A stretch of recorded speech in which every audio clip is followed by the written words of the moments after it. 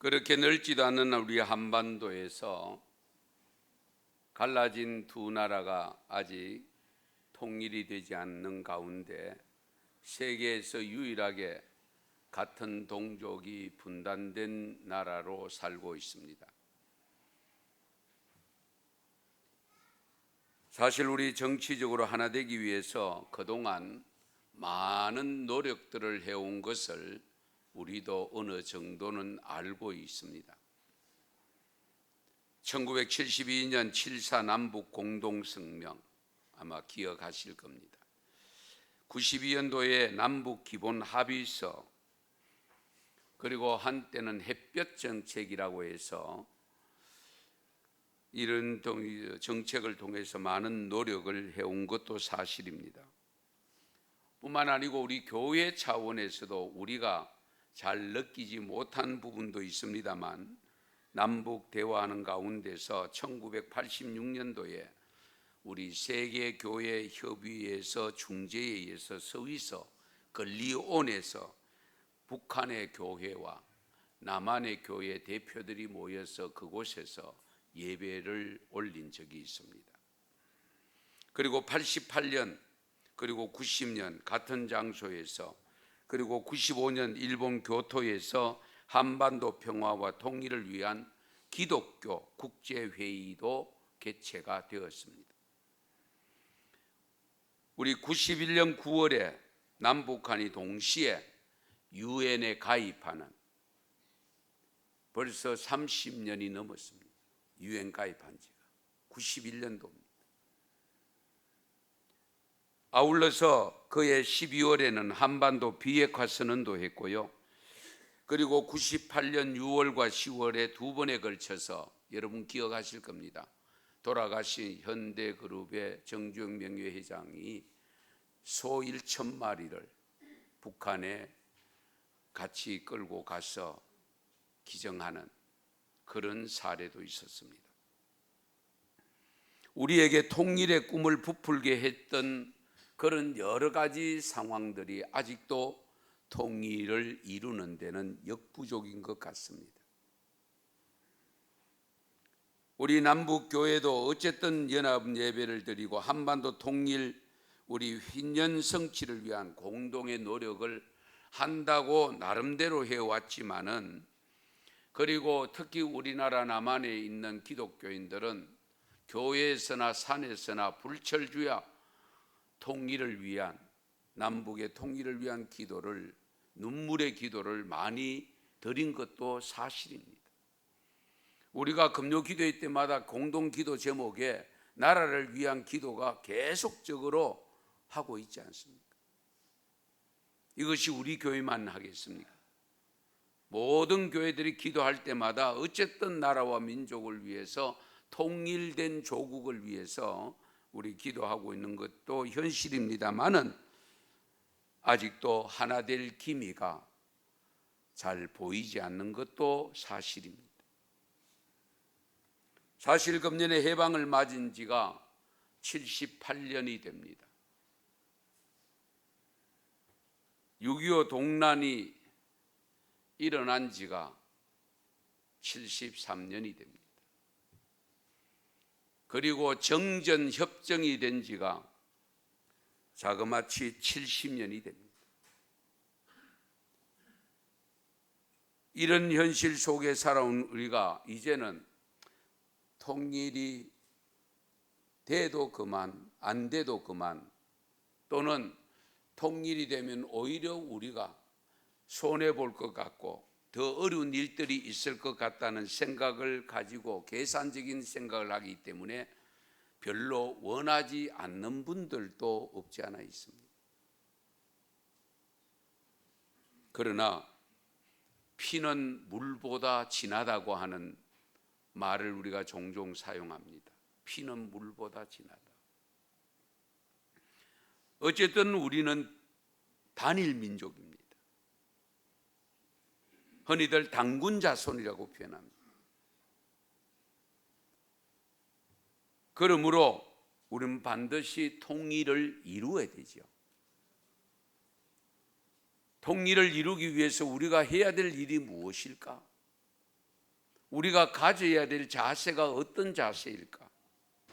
하나님은 왜 이 민족을 세계에서 유일하게 분단 국가로 만들어 놓고 통일을 시켜주지 않으실까?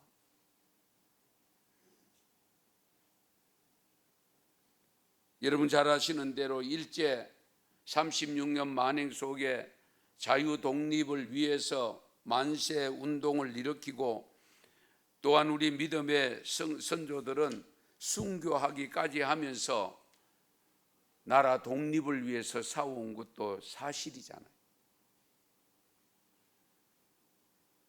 그런데 아직도 온전한 해방이 되지 못했습니다. 그래서 제가 절반의 광복이라고 표현했습니다. 우리는 지금 변화의 한복판에 서 있습니다. 이 상황에서 기독교인이기에 앞서서 한국인으로 우리는 무엇을 어떻게 해야 되겠는가? 북한은 핵무기 개발에 아직도 박차를 가하고 있습니다. 주위를 둘러싼 강대국들은 자기들의 세력 확장을 위해서 좀처럼 우리 통일을 허락하지 않고 있습니다. 이것도 현실입니다. 이런 상황에서 우리는 그리스도인들로서 어떤 입장을 취해야 할까요? 예수 그리스도 안에서 하나된 시작된 하나님 나라, 평화의 나라를 정언하는 것이 교회의 사명이고, 우리 한국 교회가 서야 할 자리, 그 자리가 어디인가? 하나님은 하나님을 경외하는 성도들이 서야 할 자리가 어디라고 말씀하고 계시는지 오늘 본문을 통해서 해답을 찾아보려고 합니다. 하나님이 원하시는 우리 그리스도인들이 변화의 한복판에서 서야 할 자리가 어떤 자리인가? 결론적으로 말씀드리면 화해의 자리입니다. 화해의 자리. 화목이 얼마나 중요하길래 우리 구약 성경을 읽어보면요, 화목 제사가 엄청나게 많이 거명되고 있습니다. 화목 제물, 화목 제사. 우리 예수님이 십자가가 뭡니까? 화목 제물로 오신 예수님이 달려 돌아가신 곳이 십자가입니다. 십자가는 화목의 틀입니다. 그래서 사도 바울을 통해서 주신 말씀 가운데 로마서 12장 18절에 보면 할 수 있거든 너희로서는 모든 사람과 더불어 화목하라. 모든 사람과 더불어 화목하라. 데살로니가 교회에 보낸 첫 번째 편지 데살로니가전서 5장 13절에도 보면 그들의 역사로 말미암아 사랑 안에서 가장 귀히 여기며 너희끼리 화목하라. 할렐루야. 너희끼리 화목해. 우선은 너희 데살로니가 교인들끼리 화목해. 언성교회 교인들끼리 화목하고 각 가정마다 화목하고, 그러면 그것이 넘치면 나라가 화목하고 나라가 되어지고, 그 화목한 엄청난 에너지를 가지고 저 북한을 화목하게 만들어서 통일을 이루어야 된다는 거죠. 우리 하나님이 화목을 얼마나 원하시는가를 여러분 아십니까? 마태복음 5장 23절 24절 말씀 아십니다마는 예물을 제단에 드리다가도 거기서 내 형제에게 원망 들을 만한 일이 있는 것이 생각나거든 예물을 제단 앞에 두고 먼저 가서 형제와 화목하고 그 후에 와서 예물로 드리라. 할렐루야. 예물이 뭡니까? 저와 여러분이 지금 하나님 앞에 드려지는 제물이잖아요. 예배입니다. 예배를 드리러 제단에 왔다가도 형제간에 화목하지 않는 것이 기억나거들랑 그 자리를 박차고 나가서 형제와 화목하고, 그것이 우선이라는 거예요. 하나님 앞에 예배 드리는 것보다 더 우선이 뭐냐? 형제와 화목하는 것이죠. 이 점을 항상 명심하시고, 혹 부부싸움 했더라도 예배 드리러 오기 전에는 화평해야 됩니다. 화평해. 예. 서로 적대시하는 마음 가지고 이 자리에 와서 예배 드려도 하나님 그 예배 안 받으신대요. 하지만 화해만큼 힘든 것도 없습니다. 화해만큼 힘든 것도 없어요. 예. 우리 살면서 느끼는 부분. 그러므로 우리가 화목을 하면은 보람도 있죠. 왜? 그만큼 어렵기 때문에. 잠언 18장 19절에 이런 말씀이 있습니다. 노엽게 한 형제와 화목하기가 견고한 성을 취하기보다 어려운즉, 화목하기가 견고한 성을 취하는 것보다 어렵다. 이러한 다툼은 산성문빗장 같다. 산성문빗장. 예. 이렇게도 어렵다고 하는 화목이 평화가 이루어지기 위해서 먼저 이루어져야 될 행동이 뭐냐? 화해입니다. 화해. 화해가 먼저 돼요. 화해 없는 평화, 일시적일 수밖에 없습니다. 진정한 평화가 되려고 하면 진정한 화해부터 이루어져야 됩니다. 우리는 화해가 되지 않는 진정한 평화가 없는 휴전을 70년을 지금 하고 있습니다. 이런 점에서 통일과 평화는요, 이 민족의 궁극적인 이상이기도 하지만 이 화해와 통일이 평화를 이루기 위해서는 우선은 하나의 과정적 목표로서 화해하는 일에 힘써야 됩니다. 따라서 우리 그리스도인들이 서야 할 자리가 분명하다는 것, 화해의 자리라는 것, 이 점을 늘 염두에 두셔야 됩니다. 성 프란시스가 드린 기도 여러분 잘 아시죠? 주여 나를 평화의 도구로 써주소서. 그 기도가 바로 도구랑 평화의 도구가 뭡니까? 화해의 일꾼, 대화의 중재자로 써달라는 기도입니다. 이 기도는 바로 우리 대한민국 전 성도가 드리는 기도가 되어져야 됩니다. 성경 안에는 아름다운 이야기들이 참으로 많이 기록되어 있습니다. 아브라함부터 시작해서 야곱의 이야기, 요셉의 이야기, 모세의 이야기, 노아의 이야기, 다윗의 이야기, 사도 바울의 이야기 등등 정말 훌륭한 분들의 그 삶의 여정을 기록해 놓은 것을 우리가 읽고 있고 묵상하고 있습니다. 그 말씀을 그대로 믿고 있습니다. 그런데 그 가운데서도 화해의 이야기는 구약과 신약에 동일하게 있는데요, 우선 오늘 본문 창세기에 요셉과 그 형들 간의 화해 이야기가 기록되어 있습니다.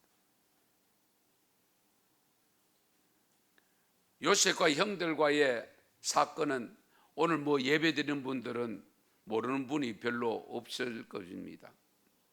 다 알고 있습니다. 야곱의 12아들, 4명의 부인으로부터 얻은 아들들입니다. 배다른 형제들입니다.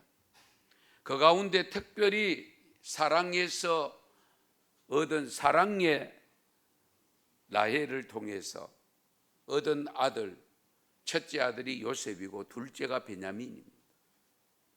요셉이 11번째 아들이고 베냐민이 막내 12번째 아들입니다. 예. 그런데 우리 자연스럽게 마지도 중요시 여김을 받지만은 막내가 중요시 여김을 받는 경우도 많고, 특히 사랑하는 아내로부터 얻은 아들이라고 하는 것 때문에 요셉이 특별히 다른 10명의 형제들보다 어머니 아버지로부터 더 관심을 받았는데, 어머니는 베냐민을 낳고 곧바로 세상을 떠나잖아요. 어쨌든 요셉이 채색 옷을 입고 그 당시에 칼라 옷을 입었습니다. 이 보통 일이 아니죠. 우리도 50년 전은 전부 흰 두루마, 흰색, 검은 치마 이거 위주로 입었잖아요. 지금은 형형색색이지만 그렇게 사랑을 받다 보니까 어쨌든 요셉이 형들의 미움의 대상이 되어지고 그 미움의 대상이 되다 보니까 결국 한 번은 아버지의 심부름으로 양을 치는 형들의 농장에 그 들판에 갔다가 죽임은 가까스로 면해서 애굽으로 가는 상인에게 팔려서 애굽에 가버렸잖아요. 그리고는 그 형들이 아버지에게 거짓말을 합니다. 요셉의 옷에 양을 잡아 피를 묻혀가지고 그 옷이 이거 누구 옷입니까? 그 요셉 옷인데 오다가 보니 이렇게 있습니다. 아주 거짓말도 기차게 꾸며냈습니다. 아버지가 속을 수밖에 없어요. 그러니까 아버지 지금 요셉, 그 야곱은 요셉이 짐승에게 물려 죽은 줄로 압니다. 맹수에게 물려 죽은 줄 알고 있어요. 그런데 형들은 어땠습니까? 과연 요셉이 어디 있을까? 가슴에 묻고 있습니다. 별의별 생각을 다 하지 않겠습니까? 언제 어떻게 될는지 아무도 모르는 일이니까요. 이런 상황에 처해 있을 때에 하나님은 오늘 본문 읽은 내용의 사건을 연출하기 위해서 이스라엘 땅에 7년 기근이 찾아옵니다. 7년 기근. 2년 동안은 잘 버텼습니다. 그런데 여러분 잘 아시는 대로 애굽은 요셉이 총리가 되어서 이 사실을 미리 하나님으로부터 꿈으로 계시를 받아서 7년 풍년이 될 때에 창고를 짓고 곡식을 거두어 들여서 매장을 해놨습니다. 저장을 해놨습니다. 이스라엘에게 소문이 들려오는데 애굽에는 양식이 많다 하더라. 이 소문이 들려오면서 굶어 죽을 수는 없고 그래서 애굽의 아들들 10명의 아들들을 양식 사러 보내지 않습니까? 양식 사러 가서 만난 이야기들을 기록한 것이 오늘 본문 내용입니다. 여기서 여러분 한 가지 우리가 깊이 헤아려야 될 것이 있습니다. 그게 뭐냐면 오늘 본문에 보면 요셉이 화해의 주도적인 역할을 합니다. 처음에 1차적으로 만났을 때는 형들이 요셉을 못 알아봅니다. 그런 상태에서 동생 베냐민 부모님 안부 묻고 그리고 베냐민을 데리고 오면 다시 양식을 더 주겠다.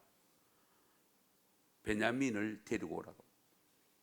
그래서 피는 물보다 진하다고 합니다. 다른 형제들 다 봤잖아요. 그 위에 형들은 10명의 형들은 배다른 형제거든요. 그런데 같은 어머니를 두고 아버지를 둔 베냐민 너무 보고 싶은 거죠. 그러니까 베냐민을 데리고 오면 양식을 주겠다. 그리고 한 사람을 잡아놓잖아요. 그리고 가서 하니까 아버지가 안 그래도 지금 요셉이 지금 짐승의 맹수에게 물려 죽은 줄로 알고 있는데 베냐민까지 데리고 오라고 하니까 못 줘. 그런데 버티다가 이러다가는 굶어 죽을 판이니까 그래서 결국은 베냐민을 보냅니다. 베냐민을 데리고 온 일로 인해서 이제 사건이 전개가 되는데요. 창세기 42장 21절에 이런 말씀이 있습니다. 우리가 아우의 일로 말미암아 범죄하였도다. 그가 우리에게 애걸할 때에 그 마음의 괴로움을 보고도 듣지 아니하였으므로 이 괴로움이 우리에게 임하도다. 이 고백이 어떻게 나왔냐면 1차적으로 형제들이 왔을 때에 이 요셉이 형님들에게 상황을 묻고 부모님 상황, 가족 상황을 묻고 너희들이 이 나라를 정탐하러 왔지, 비밀리에 정탐하러 온 거 아니냐, 그렇게 뒤집어 씌우면서 이들을 공경에 빠질 위험에 처하니까 이 생각을 한 거예요. 사람이 그렇잖아요. 어떤 공경에 처하면 나쁜 짓 한 것이 금방 생각나서 그것 때문에 그런 거 아닌가, 벌 받는 것은 아닌가, 이런 생각이 들잖아요. 이 영들이 그런 생각을 가지게 되었다는 겁니다.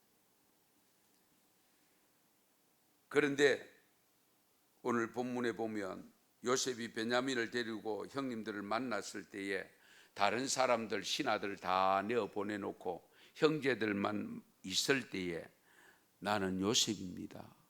형들에게 고백합니다. 나는 요셉. 내 아버지께서 아직 살아계시니까. 형들이 깜짝 놀랍니다.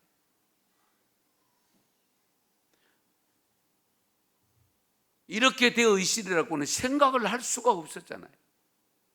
한번 생각해 보죠. 노예로 팔린 동생이 총리가 되어 있다, 애굽에. 그것도 이방 나라에.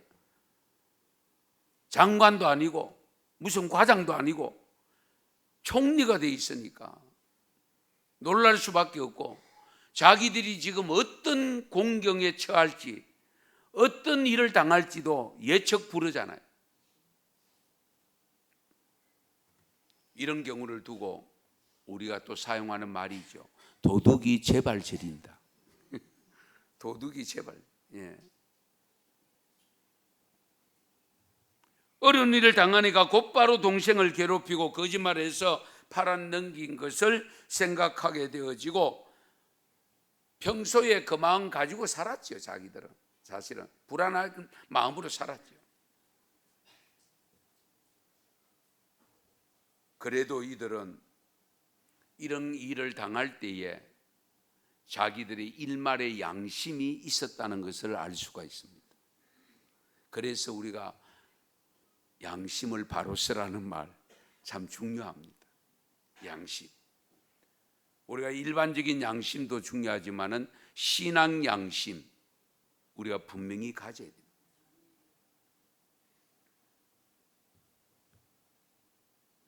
여기서 요셉이 형들을 만나서 형들에게 보복하지 아니하고 아름답게 화해하는 모습을 보여주는데요, 화해가 어떻게 이루어졌는가 하는 것을 살펴보면서 우리가 개인적, 가정적, 교회적으로 나아가서 나라, 특히 남북한의 화해가 어떻게 이루어져야 될 것인가, 무엇이 우선되어야 될 것인가 하는 해답을 찾을 수가 있는데요, 첫 번째는 화해가 되기 위해서는 반드시 용서가 선행되어져야 됩니다. 용서가 안 되면 화해가 될 수가 없습니다. 용서를 빌려와서 용서를 해주는 경우도 있고, 용서를 빌려오지 않아도 용서해야 될 사람이 일방적으로 용서하는 경우, 두 가지 다 해당됩니다. 요셉과 형님들 사이에 화해가 될 수 있었던 것은 다른 거 없습니다. 형들이 우리가 잘못했다 소리 한 번도 안 하잖아요. 아직도. 우리가 잘못했으니까 용서해다오 이 말 하지 않습니다. 오히려 요셉이 일방적으로 합니다. 오늘 본문 4절 5절에 보면 나는 당신들의 아우 요셉이니 당신들이 애굽의 판자라, 당신들이 나를 이곳에 팔았다고 해서 근심하지 마소서, 한탄하지 마소서. 하나님이 생명을 구원하시려고 나를 당신들보다 먼저 보냈었나이다. 할렐루야. 애굽에 요셉이 팔린 것은 누가 팔았다고요? 하나님이 팔았어요. 형님들이 나를 판 것으로 걱정하지 마세요. 그게 형님들이 판 거 아니에요. 하나님이 그렇게 만들어 주셨습니다. 할렐루야. 하나님이 그렇게 팔리게 했다는 거예요. 그런데 형들이 마음을 놓지 못하고 있다가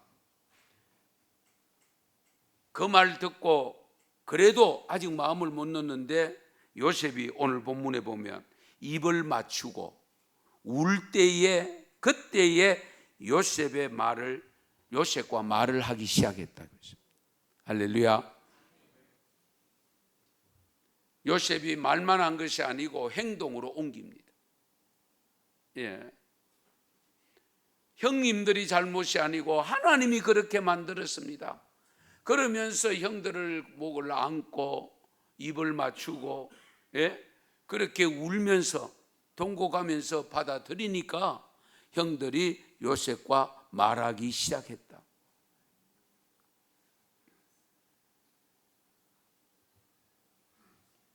그래서 8절에 보시면 나를 이리로 보낸 이는 당신들이 아니요 하나님이시다. 우리가 이런 점들을 항상 염두에 두셔야 됩니다. 하나님이 언제 우리를 찾아오셨습니까? 하나님이 그리스도를 언제 우리에게 보내주셨습니까? 우리가 용서를 구할 때였습니까?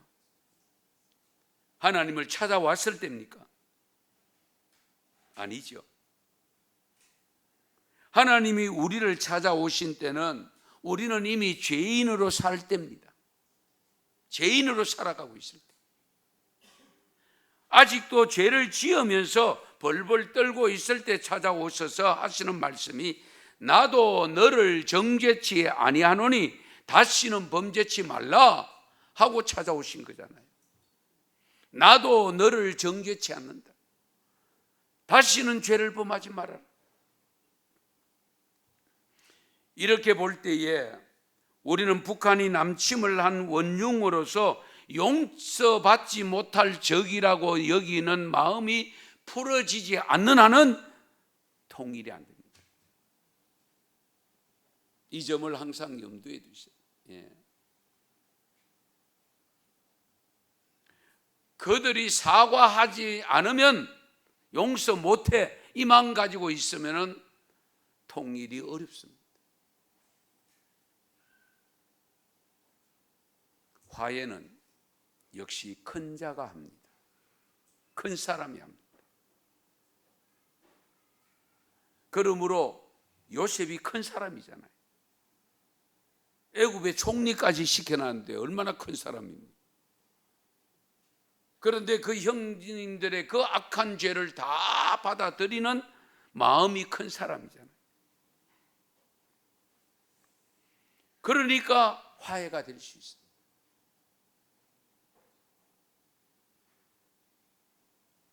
두고 봐라. 언젠가는 형님들 내 만나면 가만 안 둘 기다. 반드시 내가 원수 갖고 말 거야. 나들 구렁이에 내렸다가 끄집어 올렸다가 나도 당신들 구덩이에 내렸다가 얼마든지 할 수 있는 힘이 있잖아요. 예.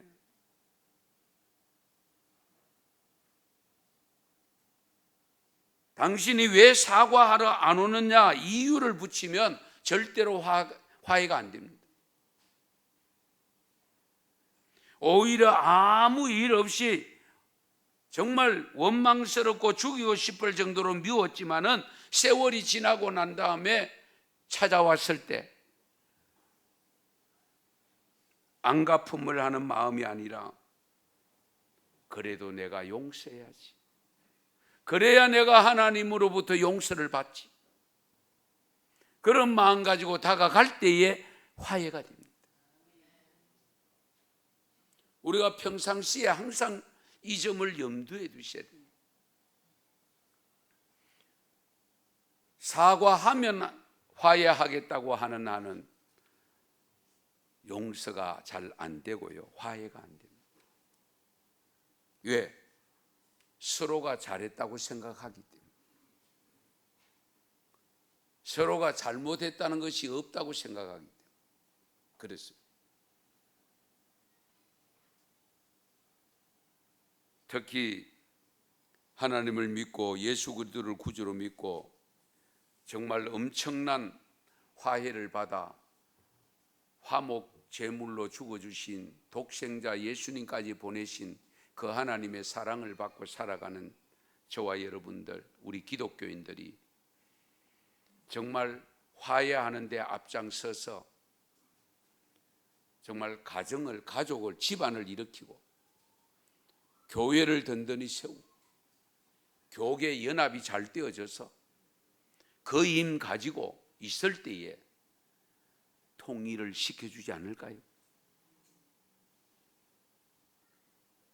그것도 안 되는데 통일시켜놔 봐야 또 원수 찾을 거고 괴롭힌 사람들, 집안들 찾을 끼고, 그러면 어떤 일이 일어날지도 모르는데 그냥 갈라놓는 게 낫지 않겠어요? 잘 생각해 보세요. 그런 의미에서 보면 우리나라 남북 통일은요, 전적이라고 하기는 어렵다 할지라도 우리 기독교인들의 자세에 달려 있습니다. 성도들의 자세에 달려 있습니다.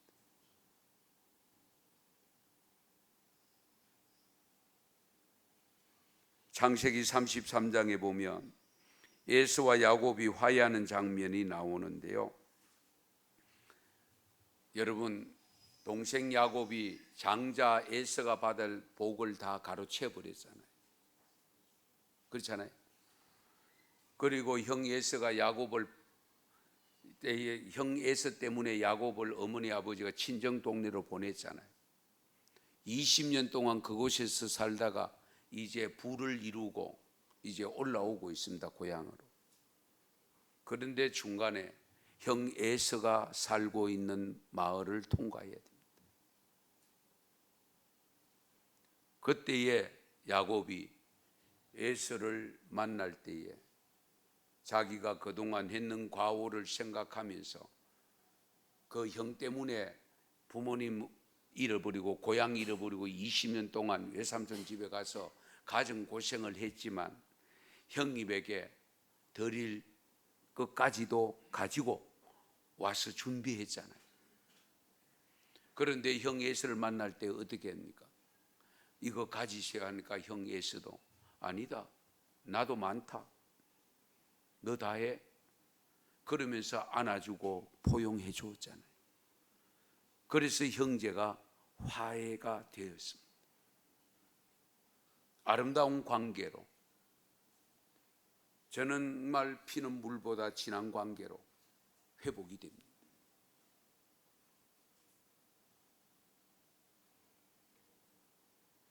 여러분, 화해한 사건이 또 하나 더 있는데요, 다윗 왕 아시잖아요. 아들 압살롬이 아버지를 배반하잖아요. 아버지를 배반합니다. 어처구니 없는 일이잖아요. 권력에 욕심이 생기니까. 아들이지만 아버지를 배반합니다. 그런데 그 아들 압살롬이 죽었다는 소식을 들었을 때에 아버지가 어떻게 합니까?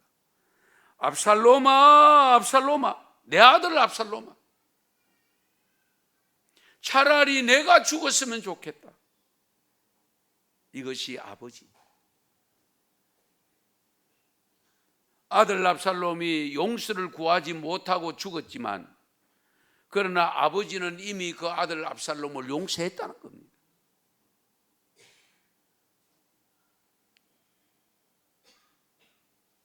교회는요, 화해의 무드를 조성하는 곳이 되어져야 됩니다.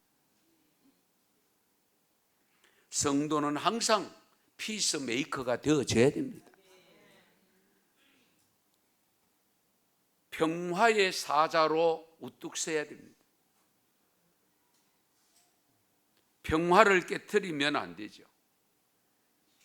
화해의 분위기를 흐리게 하면 안 됩니다. 이를 자꾸만 묶거나 엉킨 실타래처럼 헝클어 버리면 안 됩니다. 예수님을 믿는 믿음의 사람들이라고 하고 하나님을 경외하는 성도들이라면 엉킨 것을 자꾸 풀어가고 묶인 것을 풀어서 자유롭게 만들고 갈라졌던 것을 하나로 합쳐가는 그런 평화의 도구로 살아야 됩니다. 그러므로 우리가 하나님의 사랑을 받고 그리스도의 심장을 갖고 사는 저와 여러분들이 먼저 다가가서 용서를 해주고 화해해 주는 삶을 살아야 됩니다. 쉽지는 않습니다. 어렵습니다. 우리 한국 교회가 화해의 자리에 앞서서 나가서 이 민족이 하나 되어져서 참된 해방의 기쁨을 누리는 날이 오도록 해야 될 것임을 믿을 때에 저와 여러분도 한 몫을 해야 되지 않겠습니까? 그러기 위해서 우리는 각자가 현재 위치에 처한 위치에서 먼저 우리 성도들끼리 화목하고 화해하고 화평한 관계로 하나 되는 모습으로 살아가야 됩니다. 그건 못하면서 민족을 화해시키고 우리가 남북이 통일된다, 어렵습니다. 그리고 두 번째 화해의 조건이 뭐냐? 형제애를 회복하는 겁니다. 형제애를 회복하는. 이 점도 항상 염두에 두셔야 되는데요. 남과 북은 한 동족, 한 형제, 한 자매라고 표현하잖아요. 여기에는 어느 민족도 섞이지 않았습니다. 순수한 배달의 민족입니다. 형제가 만나는데 누가 감히 방해를 하겠습니까? 그러나 방해꾼들은 있습니다. 지금도 남과 북이 만나는 과정 속에 걸림돌이 되는 강대국들이 있습니다. 그러나 형제가 만나겠다고 하는데요, 남이 어떻게 막을 수 있겠어요? 한번 생각해 보세요. 내 형제 내가 찾겠다는데 누가 감히 막겠어요?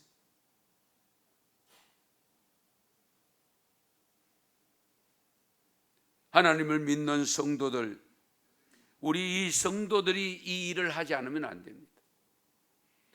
그래서 오늘 또 극동방송에서 주관해서 나라 사랑을 위한 이 엄청난 프로그램을 가지고 하나님께 영광을 돌리면서 그 주시는 은혜와 복으로 지금 통일을 하자고, 이 아름다운 해방의 기쁨을 저 북녘 땅에도 누릴 수 있도록 하자고 하는 것이잖아요. 형제에는요, 서로가 욕심을 버리면 됩니다. 욕심을 버립니다. 그리고 역시 요셉이 형들과 화해할 수 있었던 세 번째 것은 뭐냐? 역시 하나님을 경외하는 믿음이었습니다. 믿음이 충만했기 때문에. 그 믿음이 없이는 안 되죠. 왜? 모든 것은 하나님이 하셨다고 하는 믿음을 가지고 있는 거예요. 자기가 분명히 돈을 받고 형님들이 자기를 상인들에게 팔아는 걸 봤잖아요.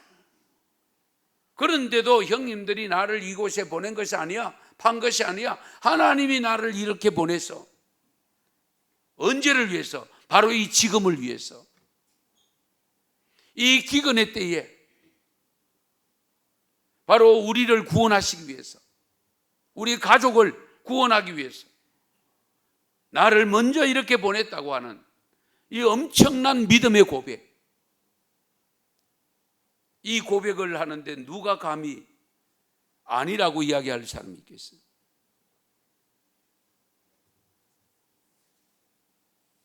정말 요셉의 믿음은 이루 말할 수 없이 본받을 만한 믿고 한 번도 불평하거나 원망한 적이 없는 믿음입니다.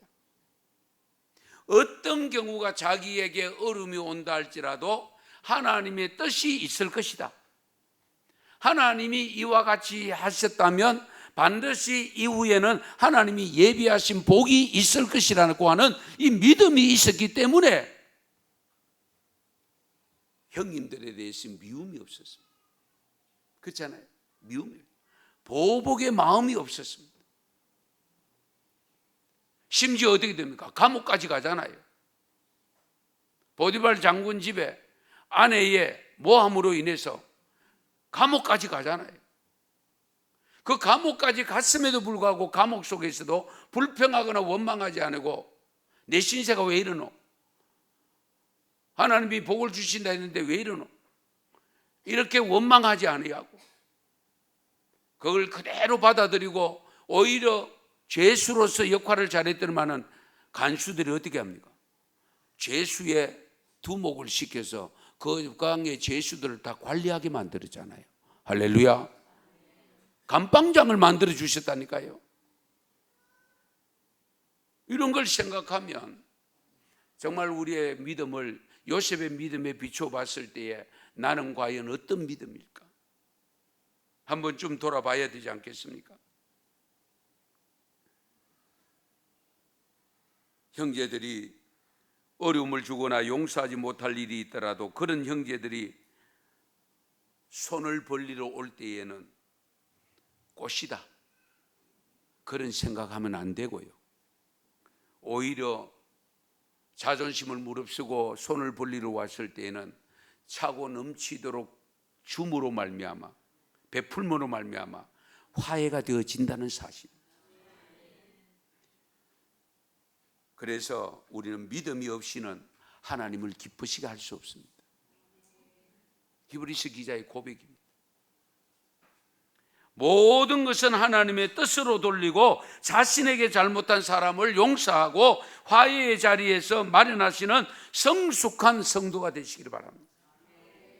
어떤 경우에도 교회가 이북의 교회를 안고 동포들을 안고 그들에게 나누어 주면서 온전한 해방, 통일을 가져올 수 있는데 우리 교회가 한 몫을 해야 됩니다.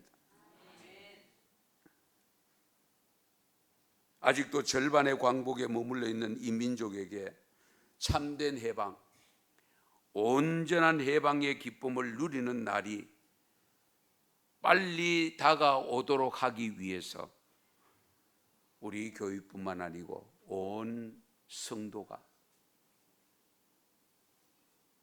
우리가 1000만 성도라고 하지만 지금은 500만, 600만 성도, 우리 교단이 지난해보다 2021년에서 22년도에 5만 명이 줄었다고 통계 자료가 나왔습니다. 그러나 얼마가 남았더니 남아있는 분들이라도 정말 주님 앞에 서서 요셉처럼 화해자로 나서고 정말 믿음으로 다가갈 때에, 형제 애를 생각하면서 다가갈 때에 바로 우리 자신도 복을 받을 뿐만 아니라 남과 북이 통일이 되어져서 해방의 진정한 기쁨을 함께 누리면서 정말 마지막 때에 하나님 앞에 쓰임받는 이 나라, 이 민족이 될 줄 믿습니다. 그런 역사가 일어나기를 축원합니다. 축복합니다. 기도드리겠습니다. 하나님,